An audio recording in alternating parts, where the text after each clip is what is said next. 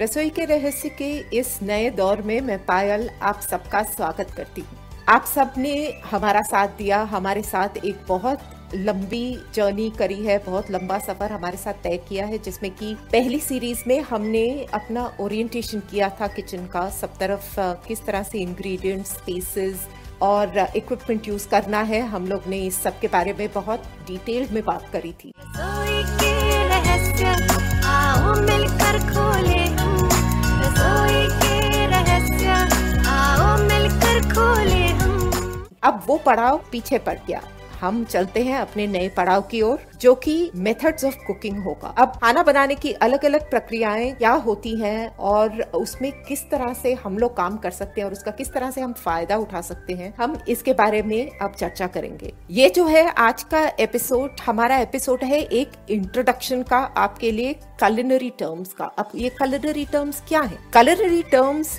वो चीज है जो आमतौर से खाना बनाने के वक्त या आप जब रेसिपीज पढ़ते हैं या आप YouTube चैनल्स वगैरह देखते हैं, उसमें जो कई सारे लफ्ज यूज होते हैं, कई सारे टर्म्स यूज होते हैं खाने के पकाने के बारे में या उससे एसोसिएट इंग्रेडिएंट्स के बारे में, जो टर्म्स यूज होती हैं, हम इन टर्म्स के एक छोटी सी ग्लॉसरी इकट्ठी करेंगे, क्योंकि जब तक आपको सही लफ्ज किस तरह और क्यों इस्तेमाल होता है इसके बारे में अगर आपको इन्फॉर्मेशन ना हो तो काफी सारी चीजें कंफ्यूजिंग भी हो सकती है और काफी सारी चीजें ऊपर से नीचे भी हो सकती है, सब खराब भी हो सकता है। तो क्यों ना हम लोग सबसे पहले अपने आप को इस जानकारी से अवगत कराएं। अब इसमें जो है मैंने ये थोड़ी बहुत जो थोड़ी कॉमन और थोड़ी सी अनकॉमन जो टर्म्स हैं जिसका हमारा सामना हो सकता है, उनको मैंने इकट्ठा किया है। यहाँ पर आप कई सारी चीजें देखेंगे जो कि इंडियन कुकिंग में स्पेसिफिकली यूज होती हैं और कई ऐसी चीजें हैं जो इंडियन कुकिंग और इंटरनेशनल कुकिंग में इस्तेमाल होती है। अब एक ताज्जुब की बात यह है कि कई सारी चीजें इंटरनेशनल कुकिंग में जिनका मीनिंग कुछ और है, वो हमारे इंडियन कुकिंग में उसका मीनिंग एकदम ही अलग हो जाता है। तो चलिए हम लोग शुरू करते हैं हमारी ये छोटी सी डिक्शनरी आपके लिए, ग्लॉसरी आपके लिए, जिसमें कि आपको कुकिंग टर्म्स से इंट्रोड्यूस मैं कराने जा रही हूँ। सबसे कॉमन टर्म्स जो हम लोग सुनते हैं वो है ब्लांचिंग। आप सबने ब्लांचिंग सुना होगा। ब्लांचिंग वो प्रक्रिया है जिससे कि आप गर्म पानी में किसी सब्जी को पार्शियली पकाते हैं, थोड़ा सा पकाकर उसको ठंडे पानी में डालकर उसकी कलर वगैरह जो है रिटेन करने के लिए आप उसको इस्तेमाल करते हैं, ताकि आप आगे उसको किसी और तरीके से इस्तेमाल कर सके, ताकि स्टोर कर सके, फ्रीज कर सके या वैसे ही उसको फिर से गर्म करके यूज कर सके। या फिर किसी चीज का अगर आपने जैसे टमाटर का मानो छिलका उतारना हो तो खौलते हुए पानी में, काफी नमकीन पानी में ये प्रक्रिया जनरली की जाती है। Blanching, BLANCHING। दूसरा जो सबसे कॉमन टर्म हम लोग सुनते हैं वो है बॉइलिंग, BOILING, जिसका मतलब है उबालना। तो ये तो सब हम लोग जानते ही हैं, उबालने के लिए हर चीज करते हैं हम लोग। दूध उबालते हैं हम लोग, पानी उबालते हैं सब्जियां गर्म करने के लिए। तो इसमें भी क्या है, ये इसमें एकदम बहुत गर्म पानी को, बॉइलिंग पॉइंट को जिसको 100 डिग्रीज बोलते हैं, उसको उतने में पानी को गर्म करके सब्जियों को बॉईल करते हैं, अंडा बॉईल करते हैं या दूध बॉईल करते हैं, चाय उबालते हैं। सो काफी सारी चीजें इस प्रक्रिया में कवर अप हो जाती हैं। हमारी सब्जी हम लोग एक हद तक पकाकर उसको फिर चाहे हम लोग फिर उसको स्टर फ्राई करें, टॉस करें या उसी तरह से खा लें। तो ये हुआ बॉइलिंग।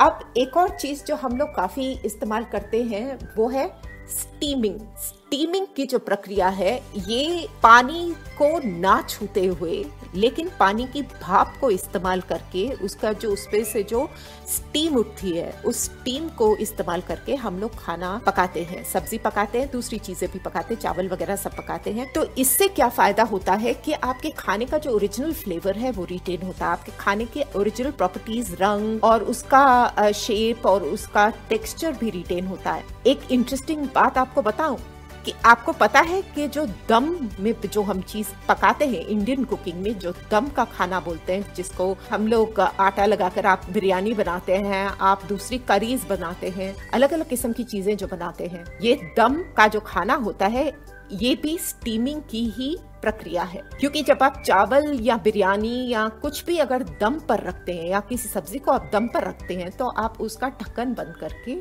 उसको उसी के जो पानी अंदर डाला हुआ होता है या सब्जी का, मीट का अपना जो पानी निकलता है, चावल का जो अपना पानी निकलता है, उसी से ये पूरी सब्जी और सब कुछ उसी से उठी हुई भाप में पकता है। So isn't that interesting? कभी आपने सोचा था कि दम का खाना जो है अल्टीमेटली स्टीमिंग की ही एक प्रक्रिया है। तो ये हुई हमारी पानी से लगी हुई चीजें। अब जो दूसरी चीज हम लोग करते हैं वो है ब्रॉयलिंग।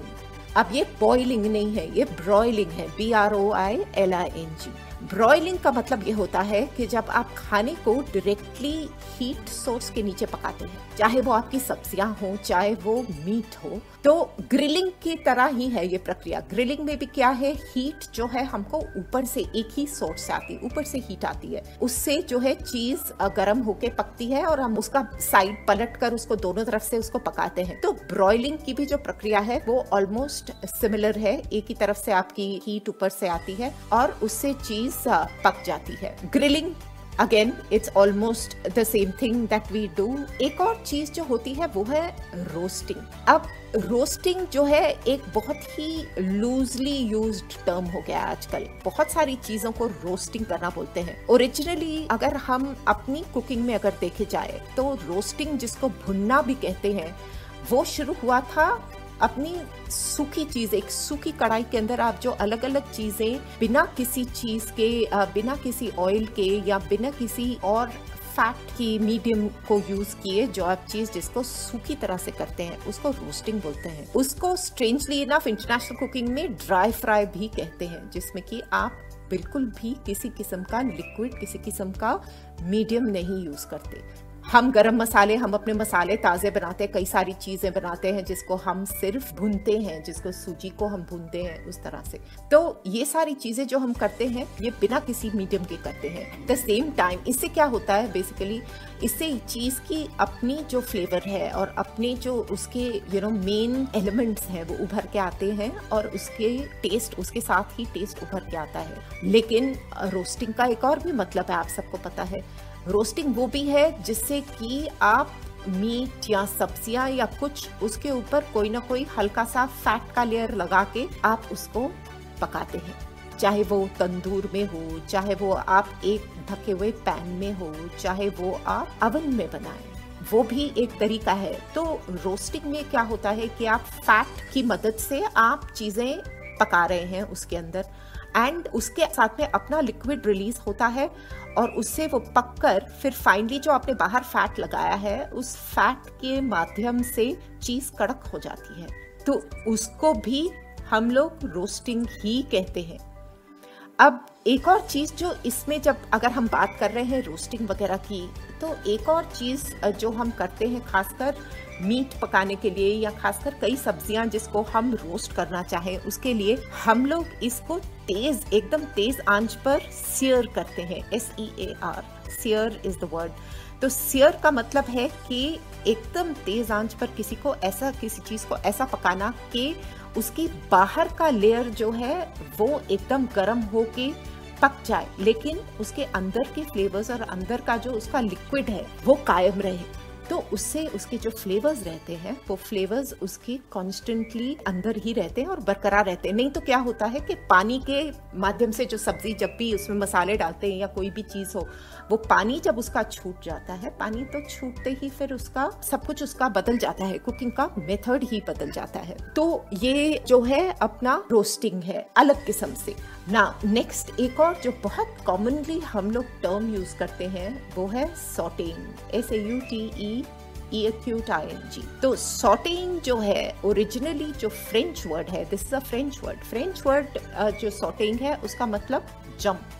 अब इंडियन कुकिंग में सॉटेइंग को बहुत अलग अलग तरीके से इस्तेमाल किया जाता है। इंडियन कुकिंग में सॉटेइंग को भुनाव भी बोलते हैं, इसको भुनाव का पकाना भी कहते हैं। तो अभी आप अगर भुनाव की प्रक्रिया कर रहे हैं तो इसमें यूजुअली थोड़ा तेल, आप सब जानते हैं, थोड़ा सा आप तेल डालकर आप जो भी सब्जी है उसको छोटा छोटा कटा हो और उसको आप अच्छी तरह से भून कर उसको नीचे पानी वगैरह, नीचे अगर सब्जी पीछे पकने लग जाती है तो उस पर थोड़ा सा छट्टा आप किसी लिक्विड का देकर उसको भूनते रहते हैं जब तक कि उसका तेल साइडों से छूट ना जाए।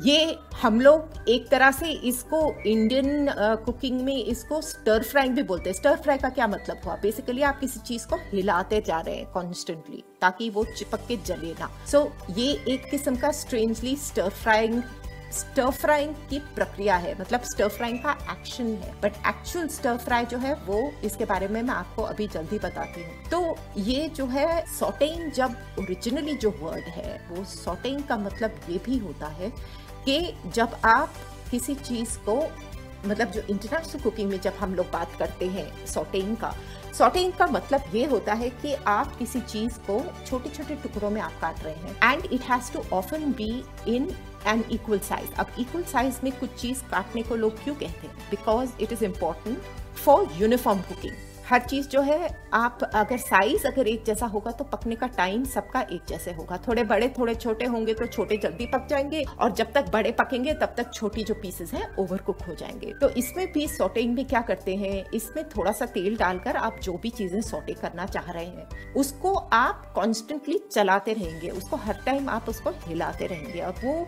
उसको, दैट्स वाई जंप, मतलब वो चीज हिलाना छोड़ना नहीं है, और वो तेज आंच पर होता है, और उसको हिला हिला के फटाफट थोड़ी देर के लिए ही उसको पकाकर उसको निकाल दिया जाता है। So this is light cooking, it is not heavy frying, जैसे हम इंडियन कुकिंग में सॉटेइंग जिसको हम बोलते हैं, दैट इज ऑलमोस्ट किसी चीज को भुनना अच्छी तरह से वो होता है। सॉटेइंग हल्का होता है। अब जैसे प्याज को आप सॉटे कर रहे हैं तो बेसिकली थोड़ा सा आप डालकर उसको तेज आंच पर उसको हिलाते हिलाते जल्दी से उसको पका लेते हैं, या किसी और सब्जी का भी जैसे हो।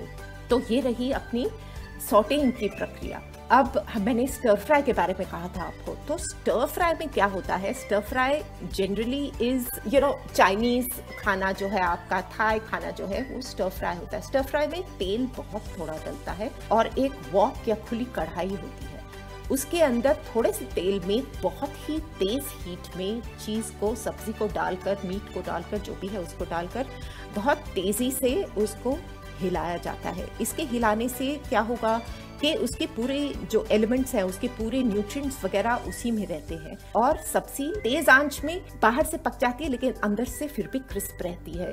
तो that is, it's a very very high heat process and a very quick process, तो इसलिए उसको स्टर फ्राई बोलते हैं, which is quite self explanatory. तो स्टर फ्राई की प्रक्रिया ये होती है। अभी चलते हैं थोड़ी सी और पानी वाली जो प्रक्रिया है उसकी ओर। एक जो बहुत कॉमनली हम लोग इंडिया में नहीं सुनते हैं, that process is called brazing, BRAISING, लेकिन इंटरनेशनल कुकिंग में ब्रेजिंग काफी करी जाती है। तो ब्रेजिंग का मतलब ये होता है जब यूजुअली मीट्स में ब्रेजिंग करी जाती है, तो मीट्स के लिए जो मोटे, जो बड़े टुकड़े होते हैं मीट के, उसको जो है पूरी तरह से पानी में नहीं डुबो के या किसी लिक्विड में पूरी तरह से नहीं डुबो के, उसको पार्शियली उसको डुबो के उसको पकाया जाता है काफी टाइम तक, ताकि उसका अपना पानी भी छूटे, और वो जो भी लिक्विड जिसके अंदर आप उसको ब्रेज कर रहे हैं मीट को, वो मीट जो है आपका उसी उतने ही पानी में पककर अल्टीमेटली वो पानी खत्म हो जाएगा और चीज आपकी पक जाएगी। तो ये जो धीमी प्रोसेसेस है, ये सब स्लो कुकिंग के प्रोसेसेस हैं जो आराम से धीरे से होती है और काफी टाइम लगता है, बट इसमें जो कुकिंग और टेंडराइजिंग होती है वो बहुत ही बेहतरीन होती है। ऐसी ही एक और प्रोसेस होती है स्टूइंग, STEWING। स्टूइंग, हम लोग जो स्टू बनाते हैं उसमें क्या होता है, उसमें स्टूइंग और ब्रेजिंग में ये फर्क है कि ब्रेजिंग में पानी जो है कम इस्तेमाल होता है और पीसेस बड़े होते हैं। स्टूइंग में जो है पानी ज्यादा इस्तेमाल होता है। आपके जो पीसेस जिसको आप स्टू कर रहे हैं, चाहे वो आपकी सब्जियां हो, मीट्स हो, आपके फ्रूट्स हो, उनके टुकड़े कंपैरेटिवली छोटे होते हैं, और उसको पूरी तरह से जो भी लिक्विड आप यूज कर रहे हैं उस पूरी लिक्विड के अंदर आप उसको अच्छी तरह से डुबोकर आप उसको हल्की आंच पे ढककर उसको पकने दें, ताकि उसके पूरी फ्लेवर्स उसके अंदर इम्बाइब हो जाए। So this is stewing. एक और पानी वाली प्रक्रिया होती है पोचिंग, POACHING। पोचिंग का मतलब ये होता है कि जब आप गरम गरम पानी में किसी चीज को पकाते हैं, this is an extremely healthy method of cooking, मतलब बहुत ही अच्छा मेथड है क्योंकि फैट फ्री मेथड होता है यूजुअली और बहुत ही हेल्दी होता है। तो इसमें क्या है कि आप जिस भी चीज को पका रहे हैं, चाहे वो मीट, और इसमें जो है क्विक कुकिंग होती है जनरली, चाहे आप फिश कर रहे हो, चाहे आप और किसी भी तरह की चीज, अंडा कर रहे हो, लेट्स से या कोई सब्जी कर रहे हो, किसी चीज को आप अगर पोच कर रहे हो, तो जो भी लिक्विड है, कभी पानी हो सकता है, दूध हो सकता है, या किसी किस्म का स्टॉक हो सकता है, उसको आप पहले पूरी तरह से जस्ट अंडर बॉइलिंग पॉइंट को गर्म कर ले। यूजुअली पोचिंग जो है वो शायद 60 degree centigrade to 82 degree centigrade की टेम्परेचर पे प्रक्रिया को यूज किया जाता है। तो पहले आपका जस्ट अंडर बॉइलिंग टेम्परेचर आपका पानी जब हो जाए, तो उसको आप फिर मीट जो भी है, मतलब जो भी आप पोच कर रहे हैं, अंडा या जो भी है, उसको अंदर डाल दे। वो पूरी तरह से 1 इंच उसके ऊपर पानी होता है, बस जो भी चीज आप डुबा रहे हैं वो चीज डूब के उसके ऊपर 1 इंच पानी रहता है। आप उसकी आंच को जो है मीडियम पे कर आप उसको उस हीट पे पकने दें। तो क्या होता है कि पानी आपका उबल नहीं रहा है, लेकिन आपका पानी पूरी तरह से गर्म हो चुका है। पहले गर्म होके फिर उसका टेम्परेचर कम होता है। अगर आप पानी के देखें तो वो पानी जो है थोड़ा बहुत हिल रहा होता है, उस पर रिपल्स होते हैं, क्योंकि रोलिंग बॉयल जब होता है तो पानी जो खौलता है उसको रोलिंग बॉयल कहते हैं। तो वो वहां तक हमने बॉयल ही नहीं किया, वो हम बॉइलिंग की प्रक्रिया में करते हैं, ना कि पोचिंग में। सो इतने से इसमें लिक्विड में आपकी जो चीज़ है वो बहुत अच्छी तरह से और बहुत हेल्दी तरीके से पक जाती है, ताकि आप उसको फिर यूज़ कर पाए। एक और बहुत ही इंटरेस्टिंग टर्म जो कि बहुत वेरिड तरीके में यूज़ किया जाता है वो है baking.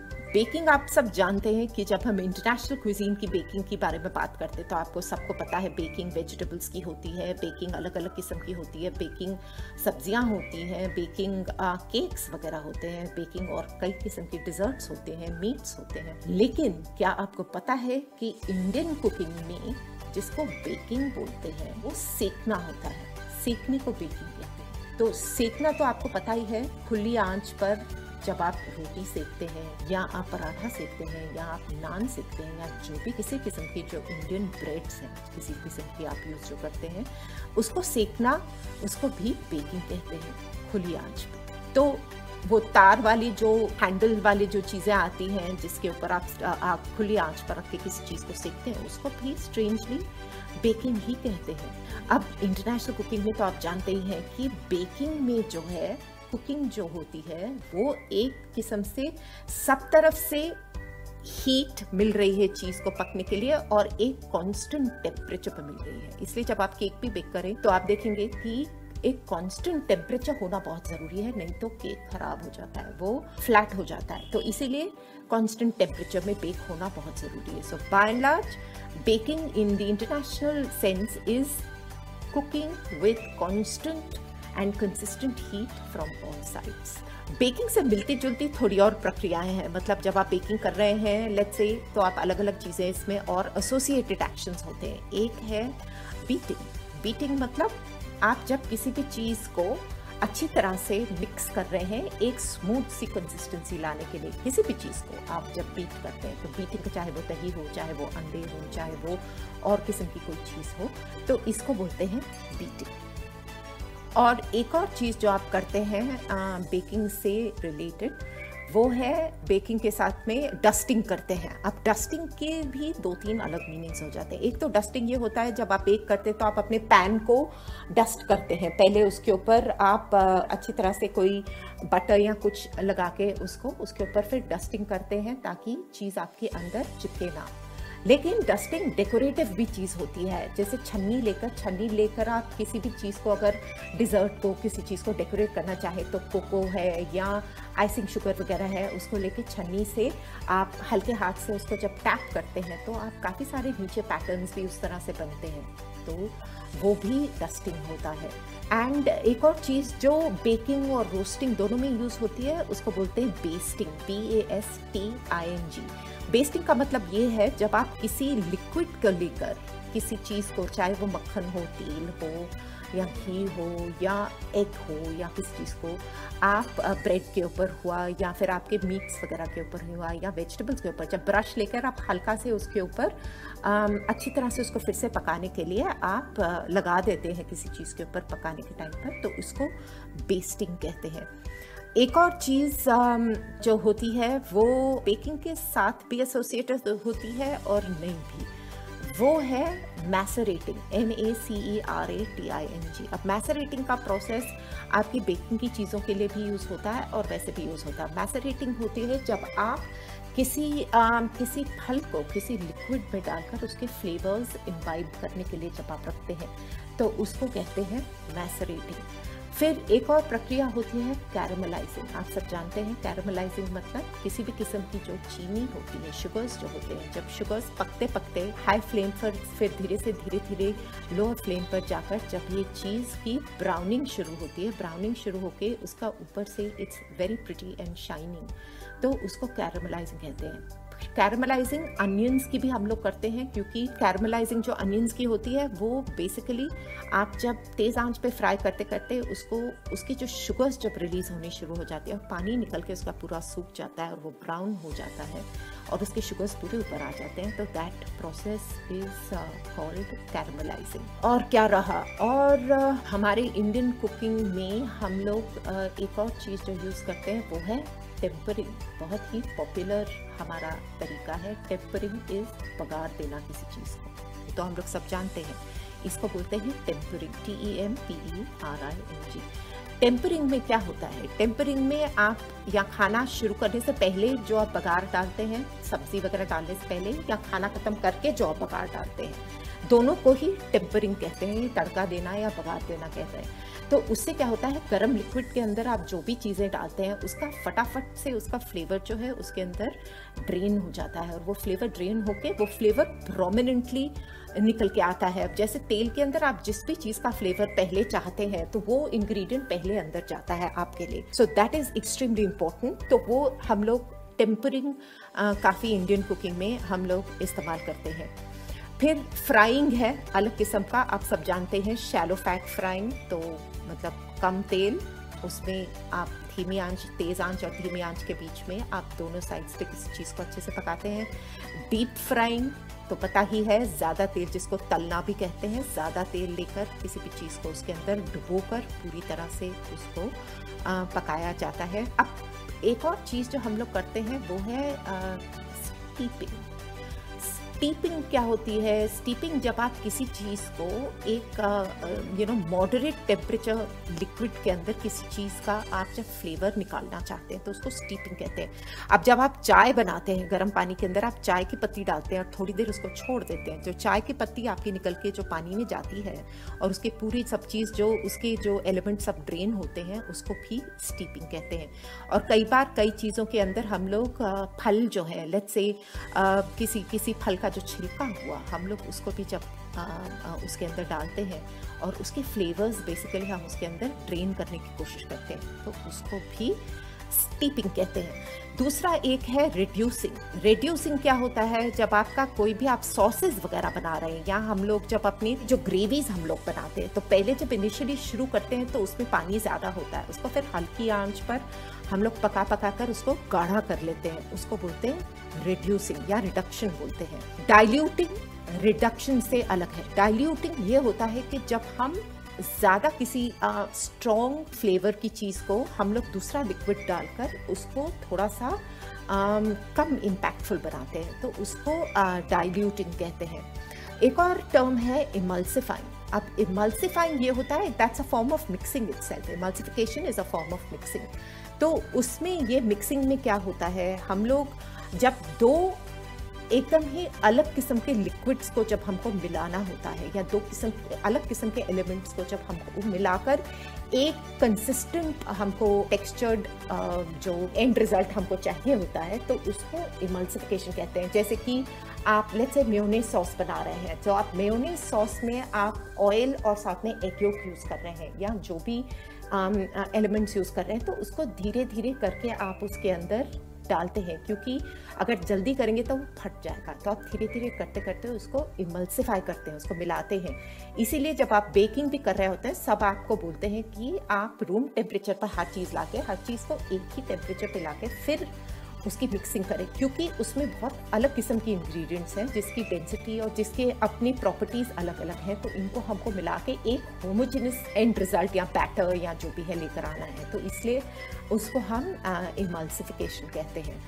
Now, some common methods of cooking in the Indian kitchen are, एक तो तवा पे पकाना होता है। तवा का पकाना क्या होता है, आपको पता है, जो बड़ा तवा लेकर पाव भाजी बनाई जाती है, बहुत गर्म हीट पे कॉन्स्टेंटली उसको हिलाते हिलाते उसको पकाया जाता है। या फिर ये पत्थर का गोश्त वगैरह जो बनाते हैं, या मीट्स, कई सारी चीज़ें जो गरम गरम खुली आंच पे। In fact there is a lot of international cooking also, Japanese वगैरह टेम्पनियाकी वगैरह बोलते हैं, जो कि इसी प्रक्रिया से कुक होती है। तो इसमें चीज़ जो है वो बार बार हिलाई जाती है, पककर आके उसी टाइम पर खाई जाती है। उसी तरह से एक और जो चीज़ है वो है कढ़ाई की कुकिंग। जो अब कढ़ाई की कुकिंग में क्या है, कढ़ाई आप सब जानते हैं, हम कढ़ाई वेजिटेबल्स खाते हैं, हम कढ़ाई ये कढ़ाई वो खाते हैं। अब पुराने ज़माने में जब कढ़ाई में खाना पकाया जाता था तो बेसिकली उसी कढ़ाई से खाना सर्व किया जाता था। तो कढ़ाई में बाहर से ऊपर से पानी, बहुत कम पानी नहीं डालते थे। वो सब्जी वगैरह का अपना ही जब पानी छूटता था, उसी पानी में खुली आंच पर उसको पकाया जाता था, ताकि उसके फ्लेवर्स और उसका सब कुछ उस सब्जी का ओरिजिनली रहे, और वो धीमी और तेज आंच के बीच में पकाया जाता था। तो उसको कढ़ाई की कुकिंग कहते हैं। एक और है हंडी। हंडी में पकाना भी वही होता है, बेसिकली थिक बॉटम ढक्कन वाला पैन होता है, या ढक्कन वाली हंडी। हंडी का शेप थोड़ा अलग होता है। वो होता है जिससे कि हम बहुत आसानी से किसी चीज़ को, तो स्टीमिंग इसमें भी होती है, क्योंकि इसमें फिर आप हंडी जब आप बंद कर देंगे तो उसी के अंदर, उसी पानी के अंदर या उसी की हीट के अंदर ये सब खाना पकता रहेगा। तो अल्टीमेट रिजल्ट जो भी है किसी भी चीज़ का, हमारा जो मोटिव है या हम जो करना चाहते हैं, वो यही है कि जो भी चीज़ हम पकाएं वो स्वाद भी हो, उसकी न्यूट्रिशनल वैल्यू भी रिटेन हो, और वो चीज़ हमारे सबके खाने के लायक भी हो। तो ये जो है ज़्यादा करके थोड़े बहुत जो कॉमनली यूज कल्चरल टर्म्स हैं, ये मैं आपके लिए कुछ लेकर आई हूँ, क्योंकि जब तक हम ये सब नहीं सीखेंगे तब तक हम कभी भी सही तरह की लैंग्वेज को नहीं यूज़ कर पाएंगे। थोड़े बहुत और जो मेरे को याद आ रहे हैं, एक और टर्म जो है वो ज़्यादा करके हमारे पास यूज़ नहीं होता, but it's a good term to know, जिसको बोलते हैं ब्रूजिंग। ब्रूजिंग जनरली क्या होता है, जब चोट लगती है तो उसको भी ब्रूज बोलते हैं। जो हल्की सी मतलब झरीट लग जाती है, या हल्की सी स्किन आपकी निकल जाती है, या चोट लग जाती है और नील पड़ जाता है, तो उसको ब्रूजिंग बोलते हैं। तो ब्रूजिंग का जो प्रोसेस है वो हमारे खाने वगैरह के इस्तेमाल में, हम जब हल्की जैसे किसी चीज़ को जैसे मुक्का मारते हैं, या एक बार थोड़ा सा उसको मार देते हैं छुरा लेकर या कुछ, या हमाम दस्ते में उसको आप लहसुन यूज़ कर रहे हैं, अदरक यूज़ कर रहे हैं, आप लेमन ग्रास यूज़ कर रहे हैं, जिससे कि आप पूरी तरह से किसी चीज़ को पाउडर नहीं कर रहे हैं या कुछ नहीं कर रहे हैं, आप सिर्फ उसको तोड़ रहे हैं थोड़ा सा, ताकि उसके फ्लेवर्स जो है खूब सारा उभर के बाहर आए। इसको कहते हैं braising, which is not something that we very commonly hear of, but वो काफ़ी इस्तेमाल होता है। आपने मेरे साथ ये सब जो culinary टर्म्स हैं, ये सब जो कॉमनली यूज लफ्ज़ हैं सुने, मेरे साथ आप लोग आई होप ये सब सीखेंगे, और हम लोग मिलकर नई नई चीज़ें जो है, नई प्रक्रियाएं हैं, या उनके बारे में और डिटेल में हम लोग बात करते रहेंगे। ये जानना मेरे हिसाब से आपके लिए, सबके लिए ज़रूरी इसलिए भी था क्योंकि हम सबको समझ में आना चाहिए कि हम किस चीज़ के बारे में बात कर रहे हैं और क्यों बात कर रहे हैं। सो आई होप कि ये एपिसोड जो हमारी नई शुरुआत है आप लोग सबको हेल्पफुल लगा हो, और आगे चलने जैसे हम लोग आगे आगे बढ़ेंगे, नए एपिसोड सुनेंगे, उसमें ये टर्म्स को यूज़ होते हुए भी सुनेंगे। And I hope you know everybody feels कि करेक्ट टर्म्स यूज़ करके आपको अपने आप ही एक सेंस ऑफ सेटिस्फैक्शन लगता है, और ऐसा लगता है कि हाँ, मैं जो कर रहा हूँ मैं सही कर रहा हूँ, मैं जो कर रही हूँ एकदम सही कर रही हूँ। So here's wishing all of you the best, and in the beginning of a new journey with me and in रसोई के रहस्य। तो अगले एपिसोड तक जुड़े रहिए, और अपने सवाल वगैरह हमको ज़रूर हमारे साथ बातचीत करिए, हमको ज़रूर बताइए कि आपको ये एपिसोड कैसे लगा, और आपको अगर इससे रिलेटेड कोई सवाल हो तो हम लोग डेफिनेटली इनको डिस्कस करेंगे, ताकि हमारी सबकी इंफॉर्मेशन बढ़े और एक एक्सचेंज रहे। Thank you for listening to रसोई के रहस्य। रसोई के रहस्य को सुनने के लिए और सराहने के लिए धन्यवाद। अगर आपको हमारा ये एपिसोड पसंद आया तो हमें ज़रूर बताइएगा। अपने कमेंट्स, लाइक्स और शेयर्स के थ्रू हमें बताइए आप आगे और क्या सुनना चाहेंगे। Let us know if there are other questions or topics that you would like us to speak about. हमसे जुड़े रहिए हमारे सोशल मीडिया हैंडल्स पर, जो है इंस्टाग्राम और फेसबुक पर इसी नाम से रसोई के रहस्य। स्पेलिंग है RASOIKERAHASYA।